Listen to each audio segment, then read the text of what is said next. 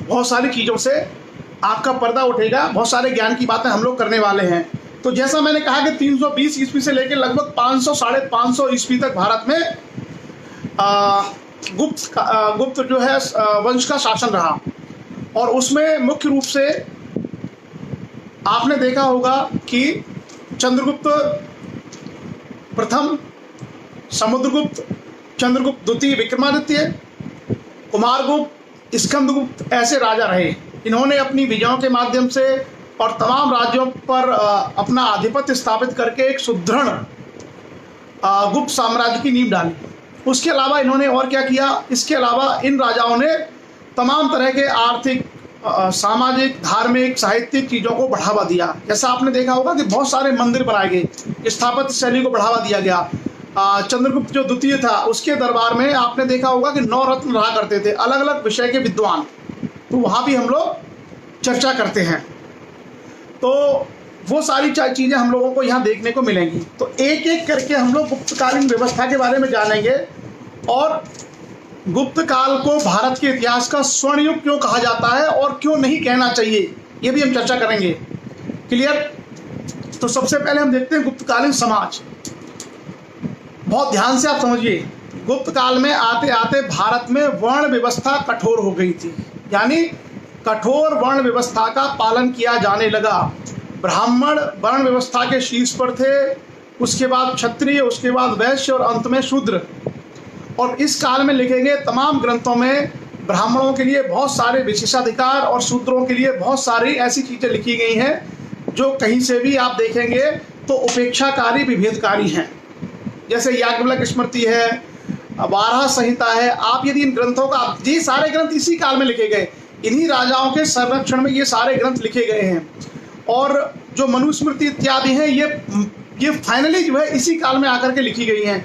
और मैं आपको बताऊं, शायद आप लोगों को हैरानी होगी आज जान करके, रामायण और महाभारत भी अंतिम रूप से गुप्त काल में ही लिखे गए हैं। और मैं आपको बताऊं, शायद आपको और हैरानी होगी, आप कहोगे इसलिए इतिहास जानना जरूरी होता है। जो आपके वेद हैं, वेदों को अंतिम रूप से गुप्त काल में लिखा गया है। चाहे वेद हैं, चाहे महाभारत हैं, चाहे पुराण हैं, चाहे स्मृतियां हैं, ये सब इस काल में आकर के लिखी गई हैं। यानी आज से करीब 1500-1700 साल पहले ये सारे ग्रंथ लिखे गए हैं और इन ग्रंथों में ये सारी बातें हैं। जैसे मैं आपको बताऊं, बारामिहिर विक्रमादित्य द्वितीय के दरबार में एक बड़े विद्वान थे। उन्होंने लिखा है कि ब्राह्मण, क्षत्रिय, वैश्य और शूद्र के कमरे का व्यवस्था संख्या दी है। ब्राह्मण के घर में 5 कमरे होने चाहिए, क्षत्रिय के घर में 4, वैश्य के घर में 3 और शूद्र के घर में 2 कमरे होने चाहिए। ठीक है, ऐसे छोटी छोटी चीज़ें हमें इस काल में देखने को मिलती हैं और वो सारी चीज़ें साहित्य में हैं, किताबों में लिखी गई हैं। ये जो सारी चीज़ें हैं वो किताबों में लिखी गई हैं। और क्या, कायस्थ एक नाम सुना होगा आपने। कायस्थ नाम का पदाधिकारी जो लेखा का काम करता था, वो पहली बार हम लोगों को गुप्त काल में ही दिखाई देता है। उसके अलावा फायान ने भारत की यात्रा की थी, आपको मालूम होगा। इस काल में जो फायान थे, चीनी यात्री, उन्होंने इस काल में भारत की यात्रा की थी। तो फायान ने अपने विवरण में स्पष्ट लिखा है कि भारत में छुआछूत था, अस्पृश्यता थी और जो अछूत लोग थे वो गांव से बाहर रहते थे, उनकी एंट्री नहीं होती थी, वो ढोल बजा करके निकलते थे। थोड़ा आवाज में दिक्कत है, 1 मिनट बस, मुझे 1 सेकंड दीजिए।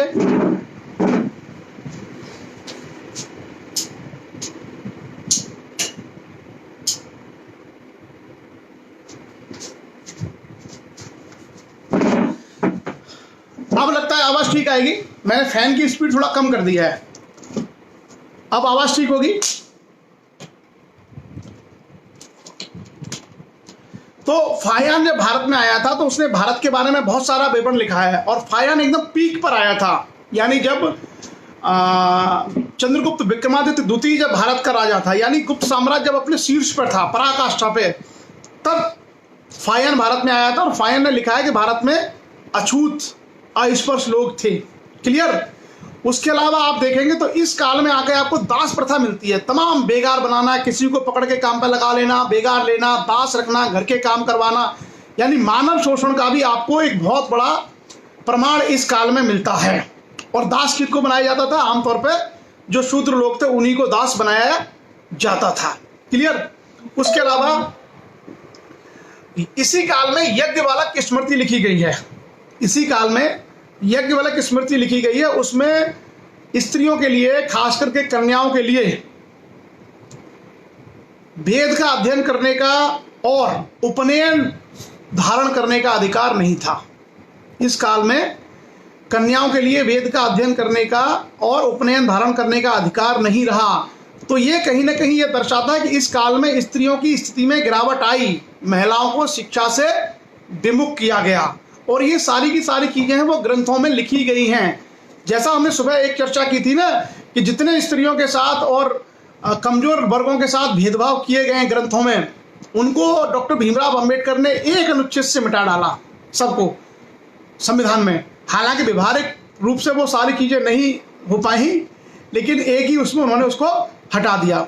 उसके अलावा भारत में सती प्रथा का अभिलेखीय साक्ष्य जो किसी अभिलेख में हमें मिलता है वो पहली बार यहीं से मिलता है, इसी काल में। इस काल से पहले हम लोगों को सती प्रथा के बारे में कोई अभिलेख नहीं मिलता, पुस्तकों में जरूर जानकारी मिलती है। आपने सुना होगा एरन एक जगह है, एरन एक जगह है सागर जिले में, मध्य प्रदेश के सागर में एक जगह है एरन। बीना स्टेशन का नाम सुना होगा आपने, बीना स्टेशन पड़ता है जब कभी आप सागर जाएंगे झांसी से, ललितपुर से, तो बीना एक स्टेशन पड़ेगा। उस बीना स्टेशन के पास में ही थोड़ा सा दूरी पर एक जगह है एरन, आज भी वो एरन है। और उस एरन नामक स्थान पर गुप्त काल का एक अभिलेख मिला है। और एरन बहुत महत्वपूर्ण जो है इतिहास का पड़ाव है। अगर आप सब लोग ध्यान से देखें तो एरन जो है खास करके मध्य प्रदेश के इतिहास के लिए बहुत महत्वपूर्ण जगह है। एरन से हमें आदि मानव के काल की सभ्यता की जानकारी मिलती है। एरन से हम लोगों को हड़प्पा सभ्यता से पहले की सभ्यता की जानकारी मिलती है। वहां पर हम लोगों को ताम्रपाषाण संस्कृति, कायथा संस्कृति, मालवा संस्कृति के बारे में भी जानकारी मिलती है। और एरन से हमें यह भी पता चलता है कि एरन में हड़प्पा कालीन भी उस समय व्यवस्था थी। और उसके बाद एरन पर मौर्यों का शासन रहा, मौर्यों के बाद वाकाटक इत्यादि राजाओं का शासन रहा। अशोक की अभिलेख वहां से मिला है एरन से। तो एरन जो है भारत में बहुत ही महत्वपूर्ण जगह है इतिहास के लिए। वहाँ तमाम सिक्के, तमाम तरह के सिक्के वहां से मिले हैं। खुदाई में बहुत सारी मूर्तियां मिली हैं और खुदाई में बहुत सारी पुरानी संस्कृतियों के बारे में जानकारी मिलती है। तो जो एरन नामक स्थान है एरन, ये मध्य प्रदेश के इतिहास के लिए और खास करके बुंदेलखंड के इतिहास के लिए बहुत महत्वपूर्ण जगह है। एरन से हमें हर काल के साक्ष्य मिले हैं। एरन से हर काल के, आप पुराने से पुराने इतिहास में जाएंगे वहां तक के साक्ष्य एरन से मिले हैं। तो एरन और कई सारे इतिहास में लगातार, जैसे मौर्यों के समय पर अशोक का अभिलेख मिला है, उससे पहले की जानकारी वहां मिलती है ताम्रपाषाण, कायथा और मालव संस्कृति के बारे में। उसके बाद अगर हम आएंगे तो एरन में गुप्तों का था ही।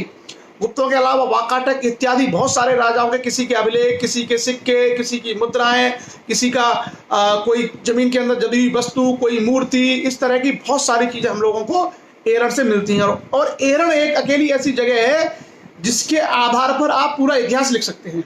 एरन इतनी महत्वपूर्ण जगह है कि वहां की खुदाइयों की चीजों के आधार पर आप हर काल का इतिहास लिख सकते हैं। बहुत ही महत्वपूर्ण जगह है मध्य प्रदेश के अंदर।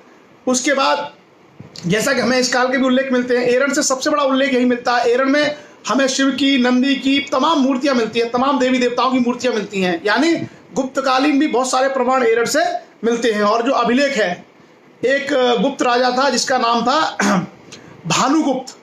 तो भानुगुप्त का एक मित्र था गोपराज। गोपराज की मृत्यु हो गई थी लड़ाई में, तो उसके बाद उसकी पत्नी ने सती कर लिया था। इसका उल्लेख एरन अभिलेख पर है।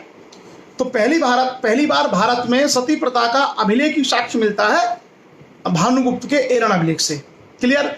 उसके अलावा इस काल में वैश्याओं के बारे में, वैश्यावृत्ति के बारे में बहुत सारे ग्रंथों में जानकारी है। उसके अलावा इस काल में पर्दा प्रथा की जानकारी मिलती है। तो पर्दा प्रथा की शुरुआत कहीं ना कहीं स्त्री अधिकारों का हनन हम लोगों को दर्शाता है। और इस काल की एक और खासियत थी कि जो उच्च वर्ग था, जैसे राजा, ब्राह्मण, वैश्य, इन लोगों का जीवन बहुत सुखमय था। इनके पास सारे संसाधन थे, सारी चीजें थी, आराम के लिए, आनंद के लिए सारी व्यवस्थाएं इनके पास थी। और इसीलिए बहुत सारे इतिहासकारों ने इस काल को स्वर्ण काल लिखा है। तो ये स्वर्ण युग है, वो स्वर्ण युग बेसिकली उच्च वर्ण के लिए है, जो अमीर लोग थे, जो बड़े कुलों के लोग थे, उनके लिए स्वर्ण काल था। लेकिन आम जनता के प्रति, चाहे दास हों, चाहे स्त्रियां हों, चाहे गरीब लोग हों, उनके प्रति इस काल में उनकी दशा बहुत खराब है। और तो और इस काल में जो नाटक लिखे गए हैं, उन नाटकों में आप देखेंगे कि जो कुलीन वर्ग का जो पात्र है वो संस्कृत बोलता है, जो कुलीन वर्ग का पात्र है वो संस्कृत में बात करता है, और जो बेचारा ऐसा ही गांव का और सामान्य व्यक्ति है वो किस में बात करता है, वो स्थानीय भाषा में बात करता है। तो यहाँ का जो साहित्य है, उस साहित्य में भी हमें भेदभाव परिलक्षित होता है। ये पूरी की पूरी सामाजिक व्यवस्था है किसकी, गुप्त काल के समय जो राजा थे उनके समय की। आगे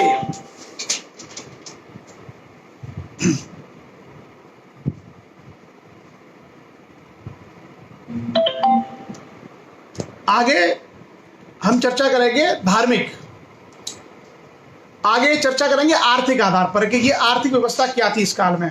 इस काल में जो इकोनॉमिक सिस्टम था गुप्त काल में, वो इकोनॉमिक सिस्टम क्या था। तो अगर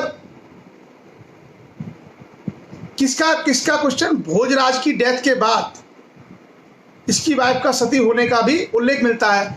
वो सती प्रथा के बाद में हमें बहुत सारे उल्लेख मिलेंगे, सती प्रथा के हम लोगों को बाद में बहुत सारे उल्लेख मिलेंगे पूरे इतिहास में आगे चल करके। और इसलिए आप देखेंगे कि हाँ, ये जो ब्रजेश लोधी ने कहा ना कि जो एरन अभिलेख है, एरन अभिलेख अब जो है सागर यूनिवर्सिटी में रखा है। आई थिंक सागर यूनिवर्सिटी के जो संग्रहालय है, उस संग्रहालय में उसको सुरक्षित करके रखवाया गया है। लेकिन एरन नामक स्थान अभी वहीं पे, और वहाँ एक गांव है, और उस गांव के आसपास की खुदाई से बहुत सारी चीज़ें हम लोगों को मिलती हैं।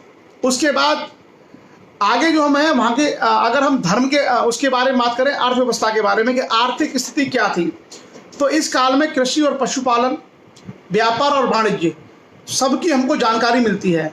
जैसा मैंने कहा कि चंद्रगुप्त विक्रमादित्य के दरबार में एक नवरत्न में से एक व्यक्ति थे अमर सिंह। तो अमर सिंह ने एक पुस्तक लिखी थी अमरकोश। उसमें तमाम तरह की फसलों के बारे में, तमाम तरह की चीज़ों के बारे में उसमें हमें जानकारी मिलती है। किसमें, अमरकोश में। और अमरकोश में कि भूमि, खेत, जो जैसे ईख है, गेहूं है, तमाम फसलों की जानकारी मिलती है। उसके अलावा हमें वहाँ अलग अलग तरह की भूमि का विवरण मिलता है कि किस किस तरह की भूमि थी। जैसे मैं आपको कुछ भूमि के बारे में बताता हूँ। क्षेत्र ऐसी भूमि को कहा जाता था जो खेती के लायक होती थी, खेती के उपयुक्त भूमि का नाम क्षेत्र था। उसके अलावा एक भूमि का नाम मिलता है वास्तु। वास्तु का मतलब ऐसी भूमि जिस पे निवास किया जा सकता है। उसके अलावा आप देखेंगे खिल, जो भूमि जोती नहीं गई थी, जिसको जोता नहीं गया था, बिना जुती पड़ी रहती थी, उसका नाम था खिल। उसके अलावा एक और भूमि का प्रकार मिलता है अपहृत। अपहृत भूमि का मतलब है कि जंगली भूमि, जिसको अभी किसी तरीके से उपयोग में नहीं लाया गया है, एक तरीके से जंगली भूमि है जिसको अपहृत नहीं किया गया है। क्लियर। उसके अलावा इस काल में हमें नहरों के जानकारियां मिलती हैं, सिंचाई के लिए रहट की जानकारी हम लोगों को इसी काल में पहली बार मिलती है। अब तो आप में से अधिकांश लोग रहट से परिचित होंगे नहीं, लेकिन जो आज से करीब 70 साल 50 साल पहले लोग रहट का प्रयोग करते थे। बहुत सारी जगह वो एक कुएं से पानी निकालने के लिए एक यंत्र होता था और चारों तरफ उसके बैल चला करके उससे पानी निकलता था। तो ये सारी की सारी जानकारी हम लोगों को इस काल में मिलती है। उसके अलावा भूमि के माप के यंत्र भी हमको मिलते हैं कि एक ऐसे यंत्र की जानकारी मिलती है जिससे भूमि को मापा जाता था। उसके अलावा अमरकोश, जिसकी मैंने बात की कि अमर सिंह ने जो लिखा था ग्रंथ अमरकोश, उस ग्रंथ में हमें 12 प्रकार की भूमियों के बारे में जानकारियां मिलती हैं। तो कुल मिलाकर के कृषि के मामले में एक ऐसा हमें काल दिखाई देता है जहाँ कृषि के बारे में बहुत सारी जानकारियां, सिंचाई के लिए रहट की, नहरों की, तमाम तरह की फसलों की जानकारियां हम लोगों को मिलती है। उसके अलावा पशुपालन के बारे में, बहुत सारे पशुओं के बारे में, हाथी इत्यादि, घोड़े, हाथी, गाय इत्यादि पशुओं के बारे में जानकारी मिलती है। तो गुप्त काल की जो अर्थव्यवस्था थी उसका आधार कृषि और पशुपालन के अलावा व्यापार और वाणिज्य भी था। हम लोगों को इस काल में सोने के सिक्के, चांदी के सिक्के, तांबे के सिक्के, यानी कई सारी धातुओं के सिक्के जो मिले हैं, वो सिक्के ये दर्शाते हैं कि व्यापार और वाणिज्य में उनका उपयोग होता होगा। उसके अलावा हमें अलग अलग श्रेष्ठियों की जानकारी मिलती है, अलग अलग जो व्यापारी वर्ग होते थे उनकी अलग अलग जो अपनी इकाइयाँ होती थी उसकी जानकारी मिलती है। बड़े बड़े जो व्यापारी हैं उनका उल्लेख हमको मिलता है, और उसके अलावा जो व्यापारिक समितियां होती थी, व्यापारियों की जो समितियां होती थी उसकी जानकारी भी हमें इस काल में मिलती है। तो कुल मिलाकर के हम देखें कि आर्थिक रूप से इस काल में काफ़ी इकोनॉमिक एक्टिविटीज हम लोगों को मिलती हैं।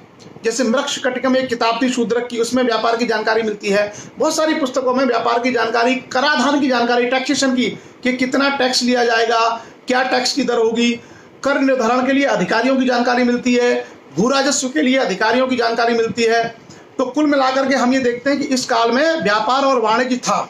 लेकिन एक जो चीज इस काल में हुई कि व्यापार और वाणिज्य जो कुषाण काल में था उतना मजबूत नहीं था, क्योंकि कुषाण काल में बड़े स्तर पर हमें सोने के सिक्के मिलते हैं, और इस काल में हम देखते हैं कि सिक्कों की मात्रा में, संख्या में कमी आई और उसमें मिलावट शुरू हो गई, और विशुद्ध सोने के सिक्कों के बजाय चांदी के सिक्के, तांबे के सिक्के प्रचलन में अधिक आने लगे।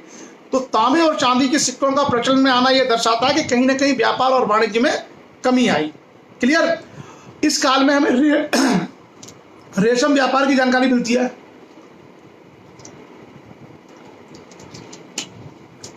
इस काल में हम लोगों को रेशम व्यापार की जानकारी भी मिलती है, और बंदरगाहों की जानकारी मिलती है। जैसे गुजरात में एक बंदरगाह था भड़ोच, आज भी है भड़ोच। तो समुद्री व्यापार के विषय में भी इस काल के इतिहास के माध्यम से जानकारी हम लोगों को प्राप्त होती है। और पहले ही हम लोग ऑलरेडी अधिकारियों के बारे में बात कर चुके हैं कि इस काल में किस किस तरह के अधिकार थी, भूमि माप के, कर निर्धारण के, ये सब की जानकारी इस काल में मिलती है। अगर हम धार्मिक उस पर जाएं कि इस काल में धार्मिक व्यवस्था क्या थी, तो आप देखेंगे कि एरन जो जगह है, एरन जगह से ही सारी चीज़ें अपने आप मिल जाती हैं। तो इस काल में बेसिकली ब्राह्मण धर्म की उन्नति का काल था, ये ब्राह्मण धर्म की उन्नति का काल था। और एक और चीज, इस काल तक कोई हिंदू धर्म नहीं था, इस काल तक कोई भी हिंदू धर्म नहीं था, ब्राह्मण धर्म था, और उसके अलावा उसकी अलग अलग शाखाएं थी। ब्राह्मण धर्म मतलब जो वेदों पर आधारित, ब्राह्मण अरण्यक पर आधारित जो धर्म था, उसके अलावा उसकी कई शाखाएं थी। जैसे वैष्णव, अधिकांश जो गुप्त राजा थे वो वैष्णव धर्म को मानने वाले थे।